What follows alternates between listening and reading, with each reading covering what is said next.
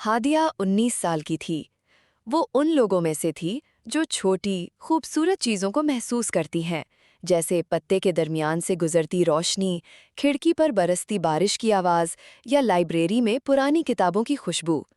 इसके लंबे स्याह बाल थे जो वो अक्सर खुले रखती थी, एक नर्म मुस्कुराहट जो आसपास के लोगों को सुकून देती थी, और एक मुतजस्सिस जहन जो हमेशा सवाल करता रहता था। हर रात हादिया सोने से पहले अपनी खिड़की के पास बैठती और अपनी छोटी जामनी डायरी में एक सवाल लिखती थी। जवाब देने के लिए नहीं, बस इसे आसमान की तरफ छोड़ देने के लिए, जैसे कोई कागजी फानूस। आज रात उसने लिखा, क्या कोई ऐसी जगह है जहां सब कुछ नर्म, महफूज और हैरत से भरा हुआ महसूस होता हो? उसने डायरी बंद की, वो सितारों की तरफ देखने लगी। और एक सितारा, बस एक, गहरे, नामुमकिन से जामनी रंग में चमक रहा था। न नीला, न चांदी जैसा, जामनी, गहरा, मखमली और गर्म। हादिया ने सर हल्का सा टेढ़ा किया। उसने अपना हाथ ठंडे शीशे पर रख दिया। मैं तुम्हें देख रही हूँ, उसने आहिस्ता से सरगोशी की। फिर उसने एक लंबी, आहिस्ता, नींद भरी जमाई ली, अपना लैंप बंद किया और लेट गई। उसकी पलकें एक बार झपकीं, फिर दोबारा, और फिर वो बंद हो गईं। जब हादिया ने दोबारा आंखें खोलीं, वो अपने कमरे में नहीं थी। वो एक रास्ते पर खड़ी थी, एक लंबा, आहिस्ता चमकता हुआ रास्ता जो हमवार लैवेंडर रंग के पत्थरों से बना था, जो उसके कदमों के नीचे हल्की सी गूंज पैदा कर रहे थे, जैसे खुद जमीन सांस ले रही हो। इसके ऊपर आसमान गहरा, मखमली जामनी था, जिसमें हजारों नर्म रोशनी वाले सितारे थे, जो आहिस्ता आहिस्ता तैर रहे थे। आसमान के सितारों की तरह नहीं, बल्कि जैसे नजर ना आने वाले हाथों में उठाए हुए फानूस हों। हवा गर्म थी, इसमें चंबेली, देवदार और एक मीठी सी खुशबू शामिल थी, जिसे वो पूरी तरह पहचान नहीं पा रही थी, जैसे किसी कामिल दोपहर की याद। रास्ते के दोनों तरफ लंबे, रोशन फूल उगे हुए थे, जामनी, चांदी जैसे और निहायत हल्के नीले रंग के। इनकी पत्तियां थोड़ी सी खुली हुई थीं, जैसे वो सुन रही हों। हादिया ने खुद को देखा। वो गहरे जामनी रंग का एक लंबा, बहता हुआ लिबास पहने हुए थी, रेशम की तरह नर्म, सांस की तरह हल्का। इसके बालों में छोटे चमकते हुए फूल गंधे हुए थे। उसके पाँव में ऐसे जूते थे जो चलने पर बिल्कुल आवाज नहीं करते थे। वो आहिस्ता से मुड़ी और सब कुछ गौर से देखने लगी। मैं कहाँ हूँ? इसने धीरे से पूछा, और एक आवाज, नर्म जैसे हवा घंटियों से गुजर रही हो, जवाब दिया, तुम बिल्कुल वहीं हो जहाँ तुम्हें होना चाहिए। एक रोशनी की चमक इसके सामने तैरने लगी, और आहिस्ता आहिस्ता उसने एक छोटी सी चमकती मखलूक की शक्ल इख्तियार कर ली, चिड़िया से भी छोटी, जिसके पर मुड़े हुए मखमल जैसे थे और आंखें दो नन्हे जामनी चांदों की तरह। मेरा नाम ज़ैफ़र है, इसने कहा, और मैं तुम्हारा इंतज़ार कर रहा था हादिया।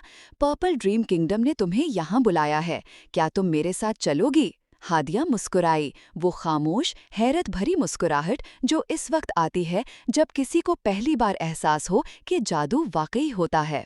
हाँ, इसने नरमी से कहा, मैं चलूंगी। हादिया आहिस्ता आहिस्ता दरख्तों के दरमियान चलने लगी, अपनी उंगलियां उनके तनों पर फेरते हुए। वो गर्म महसूस कर रही थी, वो महफूज महसूस कर रही थी, वो उस सुकून को महसूस कर रही थी जो सिर्फ गहरी, पुरसुकून नींद में मिलता है। फिर ज़ैफ़र रुक गया।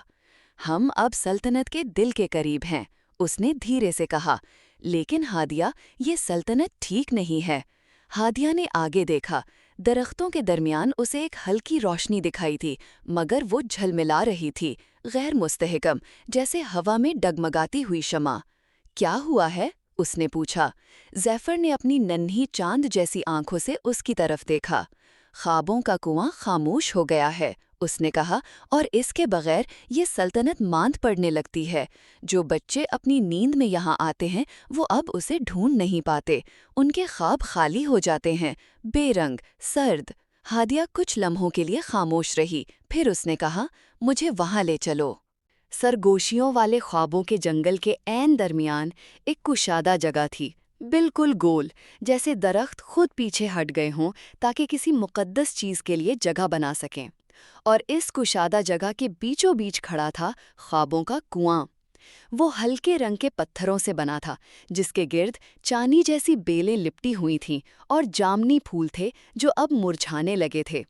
اس کے کناروں پر ہزاروں ننھی نقاشیاں بنی ہوئی تھیں، سوتے ہوئے بچے، سکون سے لیٹے جانور، چاند، ستارے اور نرم لہریں، سب پرسکون خوابوں کی علامتیں۔ اور خود کنویں کے اندر، جہاں کبھی گہری جگمگاتی روشنی پانی کے نیچے چراغ کی طرح چمکتی ہوگی، اب صرف ایک ہلکی سی جھلک باقی تھی، ایک دھڑکن، روشنی کی ایک مدھیم سی سرگوشی جو تقریباً ختم ہو چکی تھی۔ ہادیہ اس کے پاس گھٹنوں کے بل بیٹھ گئی۔ اس نے اندر جھانکا۔ گہرائی میں اسے بمشکل ایک روشنی دکھائی دی، جیسے راکھ کے نیچے دبی کوئی چنگاری۔ ابھی زندہ تھی مگر بہت کمزور۔ یہ خاموش کیوں ہو گیا؟ اس نے آہستگی سے پوچھا۔ خوف، زیفر نے کہا، اور فکر، اور بھول جانا۔ جب لوگ آرام کرنا بھول جاتے ہیں، جب وہ لیٹ تو جاتے ہیں مگر خود کو چھوڑ نہیں پاتے، تو خوابوں کا کنواں خاموش ہو جاتا ہے۔ اسے دوبارہ جگانے کی ضرورت ہے۔ کیسی چیز؟ ہادیہ نے پوچھا۔ اس نے کہا، تمہاری سب سے پرسکون یاد، وہ جو تمہارے دل میں سب سے گہرائی میں بسی ہے، وہ جو چاہے تم پریشان ہو، تھکی ہوئی ہو یا غیر یقینی محسوس کر رہی ہو، تمہیں دوبارہ تم خود بنا دیتی ہے۔ ہادیہ کچھ دیر بالکل ساکت رہی۔ اس نے اپنی آنکھیں بند کر لیں اور وہ یاد کرنے لگی۔ اسے اپنا بچپن یاد آیا۔ اسے اپنی دادی کا گھر یاد آیا، ایک چھوٹا سا گھر جس کے باغ میں چمبیلی کے پھول کھلے رہتے تھے، اور وہ منظر جب شام کی روشنی کچن کی کھڑکی سے سنہری کرنوں کی صورت اندر آتی تھی۔ اسے یاد آیا کہ وہ اپنی دادی کی گود میں بیٹھی ہے، جبکہ ٹن کی چھت پر بارش برس رہی ہے، ایک ایسی آواز جیسے ہزاروں ننھے ہاتھ آہستہ آہستہ تالیاں بجا رہے ہوں۔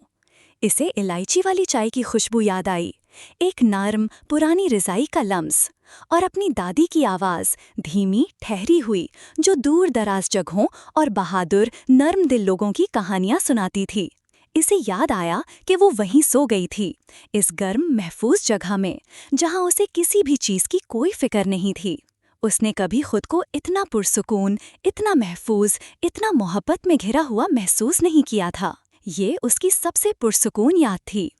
اس نے اسے اپنے ذہن میں تھام لیا، روشن، گرم اور مکمل، جیسے وہ اپنے ہاتھوں میں ایک ننھی سی لو کو سنبھال رہی ہو۔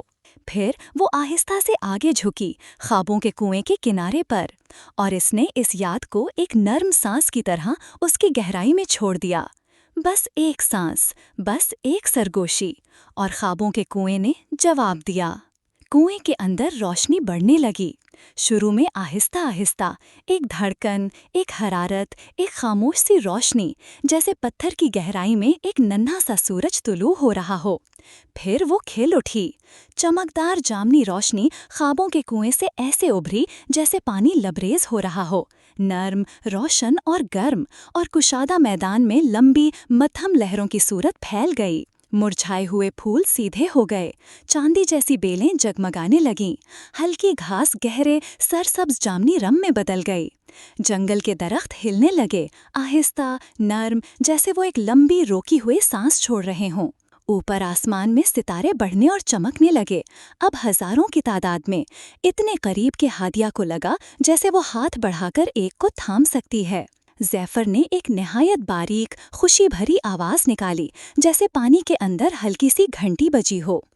یہ جاگ گیا ہے، اس ننھی مخلوق نے سرگوشی کی، خوابوں کا کنواں دوبارہ جاگ اٹھا ہے، سلطنت بحال ہو گئی ہے۔ ہادیہ آہستہ سے کھڑی ہوئی اور اپنے ارد گرد جگمگاتی دنیا کو دیکھنے لگی۔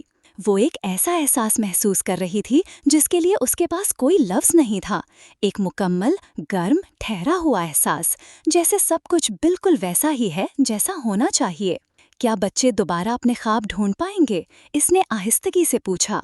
ہاں، زیفر نے کہا، آج رات بھی، اور ہر رات، کیونکہ تم ہو۔ روشنی کے سب سے روشن مقام سے ایک ہستی ظاہر ہوئی۔ وہ بلند و بالا اور نور سے بھری ہوئی تھی، چاندی اور گہلے جامنی لباس میں ملبوس۔ اس کے لمبے بال ایسے لہرا رہے تھے جیسے پانی کے اندر تیر رہے ہوں۔ اس کا چہرہ نہایت مہربان تھا، ایسی مہربانی جو صدیوں تک سوئے ہوئے دلوں کو سننے اور انہیں محفوظ رکھنے سے آتی ہے۔ وہ خوابوں کی ملکہ تھی۔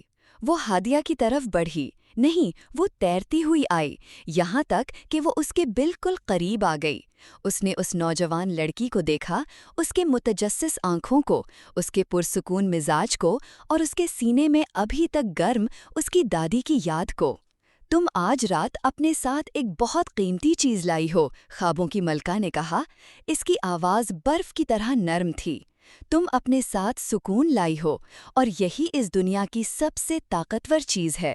اس نے اپنا ہاتھ کھولا۔ اس کی ہتھیلی میں ایک چھوٹا سا ستارہ تھا، کنکر جتنا، جو ایک مستقل، نرم جامنی روشنی سے چمک رہا تھا۔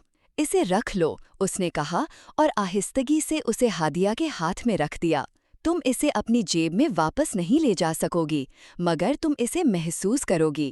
ہر بار جب تم سونے کے لیے لیٹو گی اور تمہارا ذہن پریشان ہونے لگے گا، تم اسے محسوس کرو گی، گرم اور پرسکون۔ یہ تمہیں یاد دلائے گا کہ آرام کمزوری نہیں ہے، یہ وہ سب سے بہادر اور دانا چیز ہے جو تم خود کو دے سکتی ہو۔ ہادیہ نے اپنی انگلیاں اس ستارے کے گرد بند کر لیں۔ وہ گرم تھا، بالکل ویسا ہی گرم جیسا اس کی دادی کا ہاتھ، ماکھو۔ اور پھر جیسے ہر خوبصورت خواب کے ساتھ ہوتا ہے، پرپل ڈریم کنگڈم آہستہ آہستہ مدھم ہونے لگا۔ غائب نہیں ہوا، کبھی بھی مکمل غائب نہیں ہوتا، بس نرم ہوتا گیا، خاموش ہوتا گیا، جیسے موسیقی کو آہستہ آہستہ کم کیا جائے، یہاں تک کہ وہ صرف ایک احساس بن کر رہ جائے۔ ہادیہ نے خود کو تیرتا ہوا محسوس کیا، گرتی ہوئی نہیں، کبھی نہیں، بس بہتی ہوئی، پرسکون، جیسے خزاں کی ایک بے ہوا دوپہر میں درخت سے ٹوٹا ہوا پتا آہستہ سے نیچے اترتا ہے۔ جامنی آسمان کے نیچے سے گزرتی ہوئی، چمکتے ستاروں کے پاس سے، چاندی جیسے جنگل کے پار، لیونڈر پتھروں والے راستے سے گزرتی ہوئی، اور پھر واپس اپنے کمرے میں، اپنے تکیے پر، اپنے گرم کمبل میں، کھڑکی کے باہر رات کی نرم آوازوں کے ساتھ۔ وہ جاگی نہیں، وہ بس ٹھہر گئی، پہلے سے زیادہ گہری نیند میں، پہلے سے زیادہ پرسکون۔